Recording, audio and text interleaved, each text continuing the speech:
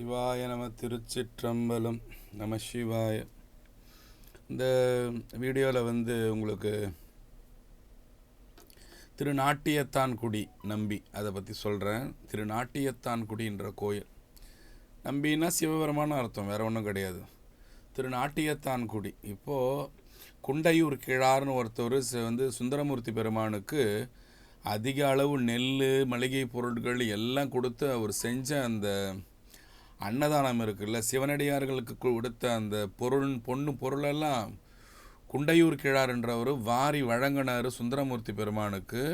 ஒரு காலத்தில் வறட்சி அதிகமாகிடவே சுந்தரமூர்த்தி பெருமானை கூப்பிட்டு சொன்னார், அப்பா வறுமை ரொம்ப அதிகமாக இருக்குப்பா, என்னால் பொருள்லாம் தர முடியலப்பான்னு சுந்தரமூர்த்தி பெருமானை கூப்பிட்டு அவர் சொல்லவே, சிவபெருமான் நோக்கி சுந்தரமூர்த்தி பெருமான் இந்த குறைய சொல்லார்.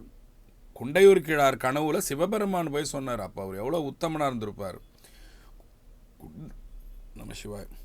குண்டையூர் கிழார் கனவுல போய் சிவபெருமான் போய் சொன்னாராம், அப்பா நாளைக்கு அந்த நெல்லெல்லாம் வரும், அதெல்லாம் சுந்தரமூர்த்திக்காகன்னு. இதை ஒரு 2-3 வீடியோவுக்கு முன்னால் இந்த கதையை விரிவாக்கமாக சொல்லியிருக்கேன் நான். நீங்கள் எடுத்து பார்த்தா உங்களுக்கு தெரியும்.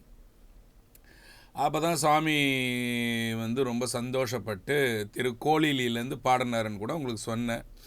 நீல நினைந்தடியேன் உன்னை நித்தலும் கைதொழுவேன், வாலன கண்மடவால் அவள் வாடி வருந்தாமே, கோலிலி எம்பெருமான் குண்டையூர் சில நெல்லு பெற்றேன், ஆளிலை எம்பெருமான் அவை அட்டித்தரப்பணியேன்னு சுந்தரமூர்த்தி நாயனார் பாடினதை கேட்டு சுவாமி உடனே என்ன செஞ்சாராம், சிவகணங்களை விட்டு எல்லா நெல்லையும் திருவாரூருக்கு வாரின்னு போய் கொட்ட சொல்லி திருவாரூரே முழுகி போச்சான் சாமி கொட்டின நெல்லில்.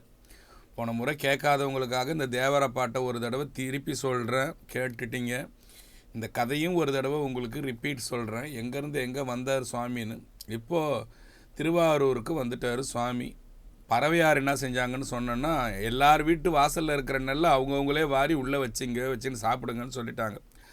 அது தவிர இருந்த மீதி நெல்லை வந்த சிவனடியார்களுக்கெல்லாம் சாப்பாடாக போட்டு தள்ளி அந்த நெல்லெல்லாம் சுந்தரரும்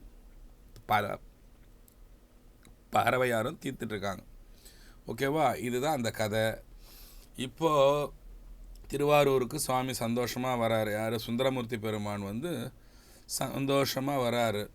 வந்த உடனே திருவாரூரில் சாமி அவ்வளோ சாப்பாடுக்கு நெல் கொடுத்துட்டாரேன்னு சொல்லிட்டு என்ன பண்ணார், எல்லா பூதகணமும் எட்டுன்னு நெல்லெல்லாம் சேர்த்து போச்சு இல்லையா. ரொம்ப சந்தோஷமாக அங்கே திருவாரூர் தியாகீச பெருமானை தினந்தோறும் வழிபட்டுன்னு வராரு. வழிபட்டுன்னு வரும்போது ஒரு நாள் சுந்தரமூர்த்தி பெருமானை பார்க்குறதுக்கு கோட்புலின்னு ஒருத்தர் வரார்.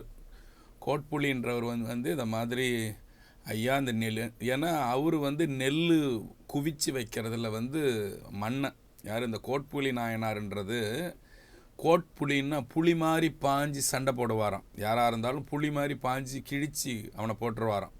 அவ்வளோ பெரிய வீரன். ராஜா அவனை கூப்பிட்டு எல்லா போருக்கும் போய் இவன் எல்லாத்துலேயும் வெற்றி பெற்றதால் ராஜா இவனை கூப்பிட்டு இவனுக்கு தங்கமும் வைரமும் கொடுத்தது எல்லாத்தையும் விற்று நெல்லாக்கிடுவானான். நெல்லாக்கி பல பல பல இடத்துங்களில் போர் மாதிரி நெல்லை போட்டு பாதுகாப்பு பண்ணி அடியார் பெருமக்களுக்கு நெல் வாரி வாரி மூட்டையாக கொடுக்கறது தான் இந்த கோட்புலின்றவரோட வேலை. இப்போது நம்மளை விட இங்கே அதிகமாக இந்த ஊரில் கொட்டுதேடா திருவாரூரில் நெல், யாராதுன்னு பார்த்து சுந்தரமூர்த்தி பெருமானை பெரிய ஆள், சிவபெருமானே நெல் குத்துட்டாரே சொல்லிட்டு சுந்தரமூர்த்தி பெருமானை பார்த்து, இந்த மாதிரி நீங்கள் எங்களோட மாளிகைக்கு வரணும் சாமின்னு கூப்பிட்றாரு. யார்? கோட்புலி கூப்பிட்றாரு நம்ம சுந்தரமூர்த்தி பெருமான். சுந்தரமூர்த்தி பெருமானும் சரி அப்படிங்களா நான் வரேங்கன்னு சொல்லிட்டு என்ன பண்ணுறாரு, போகிறாரு. சில காலம் அவரோட மாளிகையில் போய் தங்கி இருக்கிறாரு சுந்தரமூர்த்தி பெருமான். தங்கியிருக்கும் காலத்தில் இவர் என்ன செய்கிறாரு, அவரோட மாளிகையில் இவரை வச்சு இவருக்கு சந்தனமும் பூக்களும் போட்டு தெய்வத்தை வணங்குற மாதிரி வணங்குறாரு சுந்தரமூர்த்தி பெருமானை. ஏன்? தெய்வம் இந்த மனுஷனுக்கு அவ்வளோ நெல்ல பூரா குவியலாக எடுத்து கொட்டுதுன்னா இவன் எப்பேற்பட்ட மகானாக இருப்பான்னு கோட்புலி உணர்ந்தார் இல்லையா.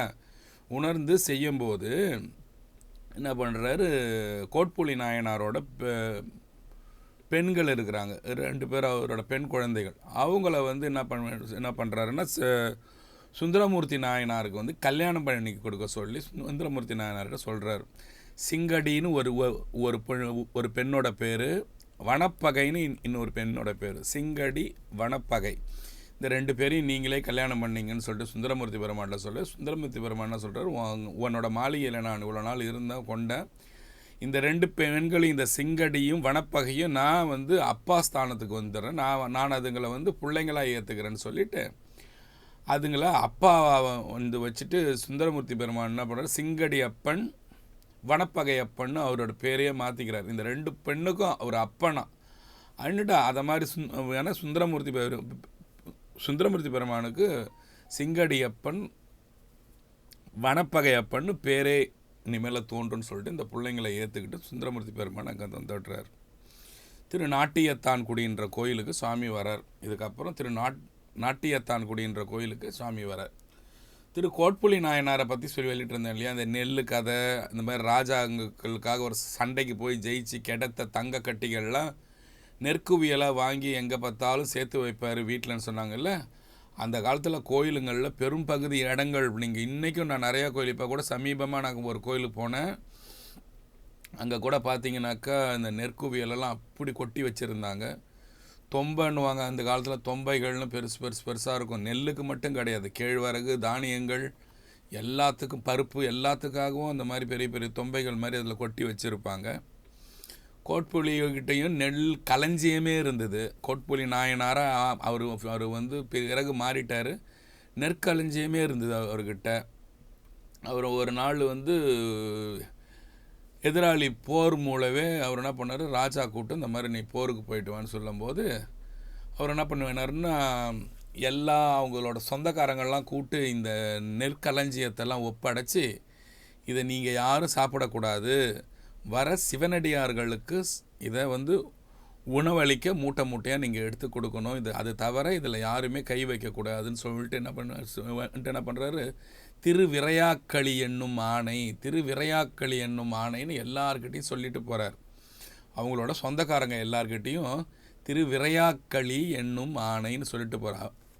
அதாவது நீங்கள் யாரும் இதை எடுத்து கொடுக்கக்கூடாதுன்றது தான் அதோட இது வந்து சாமிக்கு போக வேண்டிய பிரசாதம், இது சிவனடியார்களுக்கு போக வேண்டிய பிரசாதம், நீங்கள் யாரும் எடுத்து சாப்பிடக்கூடாதுன்னு சொல்லவே சோதனையாக அந்த ஊரில் என்ன போச்சு, கடுமையான பஞ்சம் வந்துடுது. கடுமையான பஞ்சம் வரவே அவங்களோட சொந்தக்காரங்க என்ன பண்ணாங்க, சரி ஆபத்துக்கு பாவம் இல்லை, நம்மளும் வந்து நம்ம எல்லோரும் இதை எடுத்து சாப்பிடுவோம்னு சொல்லிட்டு என்ன பண்ணிட்டாங்க, எல்லோரும் எடுத்து அதை எப்படியெல்லாம் துஷ்பிரயோகம் பண்ண முடியுமோ பண்ணி எல்லார்கிட்டையும் அந்த நெல்லை பக்தி இல்லாதவனுக்கெல்லாம் கூட வாரி வழங்கி அந்த போர்க்காலத்தை எல்லாத்தையும் வீணாக்கி, அதாவது அந்த நெற்களம் எல்லாத்தையும் எல்லாருக்கும் வாங்கி கொடுக்கவே இவர் போருக்கு போனவர் கொஞ்ச நாள் பொறுத்து கொஞ்சம் மாதம் கழித்து திரும்பி வராரு. திரும்பி வந்த உடனே இந்த மாதிரி ஊர் மக்கள் எல்லாம் சொல்கிறாங்க, இந்த மாதிரி ரொம்ப நன்றிங்க ஐயா, உங்கள் சொந்தக்காரங்க எல்லாரும் எங்களுக்கு இருந்த நெல்லெல்லாம் வாரி வழங்கிட்டாங்கன்னு சொல்லும்போது, அப்படியா செஞ்சாங்க, சிவனடியாருக்காக நான் விட்டுட்டு போனேனே,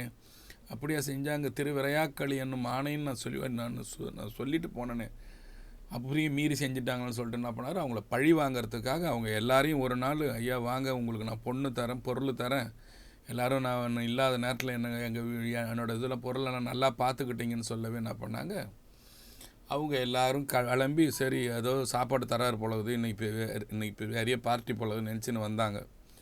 வரவே என்ன ஆகி போச்சுன்னா, கோட்புலியார் என்ன பண்ணிட்டாரு, வாசலில் ஒரு காவலாளி நிறுத்தி கதவெல்லாம் சாத்த சொல்லிட்டு என்ன பண்ணிட்டாரு, சிவ ஆணையை மறுத்து அமுதுபடியை அழித்த மரக்கிளையை கொள்ளாது விடுவேனோன்னு கேட்டார். என்ன கேட்டார், சிவ ஆணையை மறுத்து அமுதுபடியை அழித்த மரக்கிளையை கொள்ளாது விடுவேனோன்னு கேட்டார். சிவனோட ஆணை நான் சொன்னது உனக்கு என்ன சொல்லிட்டு போனேன், திருவிரையாக்களி என்னும் ஆணைனா சிவனோட சொத்து, அது சிவபெருமானோட சொத்துடா, அதை எப்படி நீ எடுத்து கொடுப்ப, அதனால் சிவ ஆணையை மறுத்து, நீ சிவபெருமானோட ஆணை அதை மறுத்து அமுதுபடியை அழித்த மரக்கிளையை கொள்ளாது விடுவோன்னு. ஆனால் கிளை தானே, இப்போ நம்ம சொந்தக்காரங்கள்லாம் என்ன சொல்கிறது, கிளைன்னு தானே சொல்லுவோம். சுந்தரமூர்த்தி கூட ஒரு தேவார பாடல்கள் என்ன சொல்லுவார், அவர்க்கும் தமர்க்கும் கிளைக்கும் இன்னுவார். இந்த தேவாரம் திருவாசகம் நான் சொல்ல நீங்கள் கேட்க எனக்கும் புண்ணியமா, என் சொந்தக்காரனுக்கும் புண்ணியமோ, கேட்குற உங்கள் சொந்தக்காரனுக்கும் புண்ணியமான்ற மாதிரி சுந்தரமூர்த்தி பாடி இருப்பார். அவர்க்கும் தமர்க்கும் கிளைக்கும்னு பாடி இருப்பார். அதை போல் இவர் என்ன கேட்குறாருன்னா, சிவ ஆணையை மறுத்து அமுதுபடியை அழித்த மரக்கிளையைன்னு கேட்குறாரு. மரக்கிளைன்னா ரிலேட்டிவ்ஸ்னு அர்த்தம், சொந்தக்காரன்னு அர்த்தம். கொல்லாமல் விடுவோன்னு சொல்லிட்டு கத்தி எடுத்து சராமாரியாக எல்லாரையும் வெட்டி தள்ளுறாரு. வெட்டி தள்ளுறாரு. எல்லாம் அங்கேயே ஐயோ அம்மான்னு கத்தின எல்லாம் செத்து போகிறான். ஒரு சின்ன குழந்தை இருக்குது, அது மட்டும் வெட்டி எல்லோரும் சாகும்போது பயந்து அடிச்சுக்கிட்டு என்ன பண்ணுது, வேறு ஒரு பக்கமாக தப்பிச்சு வெளியே ஓட பார்க்குது. இந்த குழந்தை ஓடுதுன்ன உடனே ஒருத்தர் ஓடியாந்து வேணாம் அதை விட்டுடுப்பா, இது என்னப்பா பாவம் பண்ணிச்சு, இது நெல் சாப்பிட்ற வயசு கிடையாதுன்னு சொல்லும்போது அவர் சொல்கிறார், என்னோட சிவபெருமானோட சொத்தாகி அந்த நெல்லை சாப்பிட்ட தாயோட முளைப்பால் இது குடித்ததால் இதையும் நான் வளர்றேன் சொல்லிட்டு கத்தி எடுத்து அதையும் கோட்புலியார் கொல்லும்போது சிவபெருமான் பார்வதியோட விடைமேல் ஏறி காட்சி கொடுத்து அவரை கோட்புலி நாயனாராக மாற்றி விடுறார். இதுதான் கோட்புலி நாயனாரோட புராணம். எதுக்கு சொல்கிறேன்னா, சிவபெருமான் என்ன சொல்லி இவர் ஆட்கொண்டாருன்னா, உன்னோட சிவபக்தியை நான் பாராட்டுறேன். சிவபக்தி நீ நெல் மேலே வச்சு அந்த நெல்லே சிவபெருமானா நீ பாவிச்சு நீ இவ்வளோ தூரம் யாருக்காகவும் பார்க்காம எந்த உணர்வும் இல்லாமல் அந்த சிவ உணர்வு உனக்கு பொங்கி தழைக்கிறத நான் பார்த்து நாங்கள் மெய்யுருகி போனோன்னு சொல்லிட்டு சாமி விடை மேலே காட்சி கொடுத்து கோட்புலி நாயனாரை ஆட்கொண்டு அந்த இறந்து போனவங்க எல்லாரையும் உயிர்ப்பிக்கிறார் சுவாமி. இது கோட்புலி நாயனாரோட கதை. இது திரு நாட்டியத்தான்குடி அவரோட ஊருன்றதால நாட்டியத்தான்குடியிலேருந்து திருவாரூரில் இருக்கிற சுவாமி இட்டுன்னு போய் நாட்டியத்தான்குடியில் தங்க வைக்கிறார் சுவாமி. இது கதை. இப்போது சுந்தரமூர்த்தி பெருமான் அந்த திரு நாட்டியத்தான்குடி கோயிலுக்கு போகிறார். திரு நாட்டியத்தான்குடிக்குள்ளே இருக்கிற சாமி பேர் பார்த்திங்கனாக்கா மாணிக்க வண்ணர்னு பேர். மலர்மங்கை நாயகின்னு அம்மாவோட பேர். மாணிக்க வண்ணர், மலர்மங்கை நாயகி. இன்னும் ஒரு பேர் இருக்குது. இந்த மாணிக்க வண்ணர் இல்லாமல் ரத்தனகிரிநாதர்னு சுவாமிக்கு இன்னொரு பேர் இருக்குது. ரத்தனகிரிநாதர், மாணிக்க வண்ணர், ரத்தனகிரிநாதர், மலர்மங்கை நாயகி. இது எந்த கோயில் பற்றி நான் சொன்னாலும் அங்கே இருக்கிற அம்மா அப்பா பேர் உங்களுக்கு சொல்லாமல் நான் விட்டதே கிடையாது. அதனால் அதை நீங்கள் ஞாபகம் வச்சுங்க. இப்போது சுந்தரமூர்த்தி பெருமான் அங்கே ஒரு பாட்டு ஒன்று பாடுறார். அங்கே ஒரு தேவார பாடல் ஒன்று பாடுறார். அழகாக சொல்கிறேன் கேளுங்க. ஒரு குழந்தைக்கு கூட இந்த பாட்டோட அர்த்தம் புரியும். பூனான் ஆவதோர் அறவங்கண்டு அஞ்சேன், புறங்காட்டு ஆடல் கண்டு இகழேன், பேனாயாகிலும் உன் பெருமையை உணர்வேன், பிறவேன் ஆகிலும் மறவேன், காணாயாகிலும் காண்பன் என் மனத்தாள், கருதாயாகிலும் கருதி நானே உன்னடி பாடுதல் ஒழியேன் நாட்டியத்தான் குடி நம்பி. இது திருநாட்டியத்தான் குடியில் பாடுறார் சிவபெருமான்ட்டு போய் சுந்தரமூர்த்தி பெருமான். பூனானாவதோர் அரவங்கண்டு அஞ்சேன், புறங்காட்டு ஆடல் கண்டு இகழேன், பேனாயாகிலும் உன் பெருமையை உணர்வேன், பிறவேனாகிலும் மறவேன், காணாயாகிலும் காண்பன் என் மனத்தால், கருதாயாகிலும் கருதி நானே உன்னடிப்பாடுதல் ஒழியேன் நாட்டியத்தான் குடி நம்பி.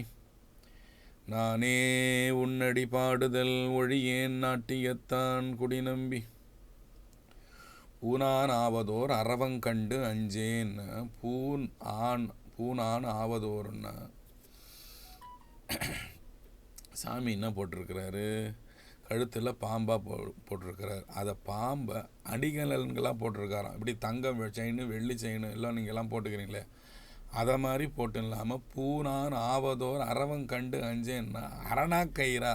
இப்போ கயிறு கட்டியிருக்கீங்களா உங்கள் இடுப்பு கீழே, அரஞ்சான் கயிறாகவும் அணிகலன்களாகவும் நாகப்பாம்பையே போட்டிருக்கிற சுவாமியே, உன்னை பார்த்து நான் பயப்பட மாட்டேன், அதனால் உன்னை நான் விட்டுட மாட்டேன், வேறு சாமியை தேடி ஓட மாட்டேன், அங்கே பிரசாதம் நிறையா கொடுக்குறாங்கன்னு ஓட மாட்டேன் சொல்கிறார். பூனான் ஆவதோர் அறவங்கண்டு அஞ்சேன், புறங்காட்டு ஆடல் கண்டு இகழேன். அதை அந்த மாதிரி பாம்புகளை நீ மேலே போட்டிருந்தாலும் இடுப்பில் கட்டியிருந்தாலும் அதை பற்றி நான் கவலைப்பட மாட்டேன்.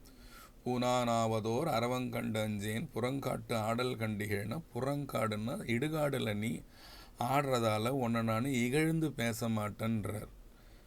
ஓகேவா? பூனானாவதோர் அரவங்கண்டு அஞ்சேன் முடிஞ்சுதான். புறங்காட்டு ஆடல் கண்டு இகழேன், நீ இடுகாட்டில் ஆடுறதால உன்னை நான் இகழ்ந்து ஐயோ மும்பை இந்த படி இடுகாட்டில் ஆடுறானேன்னு உன்னை நான் இகழ்ந்து பேச மாட்டேன்.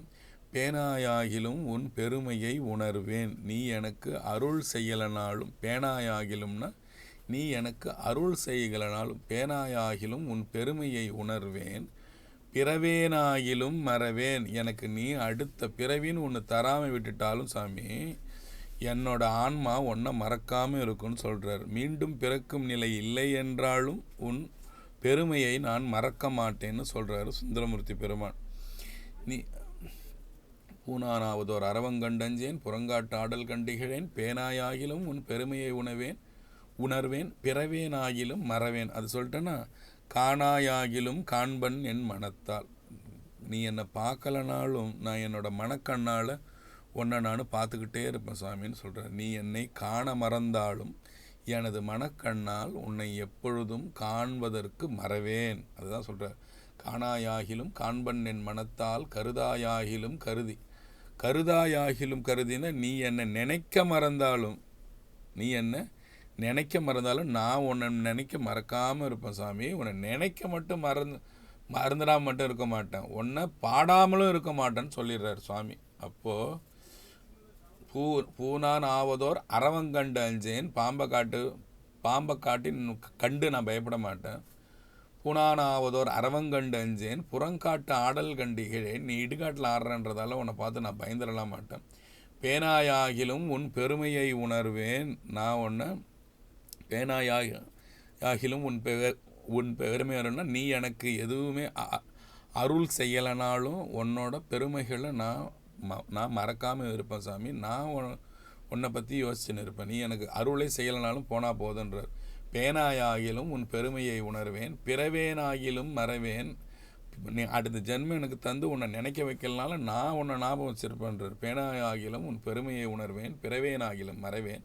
காணாயாகிலும் காண்பன் என் மனத்தால். நீ என்னை கண்ணை எடுத்து பார்க்கலனாலும் என் மனக்கண்ணால் உன்னை எப்பவுமே நான் பார்த்துன்னு இருப்பேன் சாமி. காணாயாகிலும் காண்பன் என் மனத்தால், கருதாயாகிலும் கருதாயாகிலும்னா நீ என்னை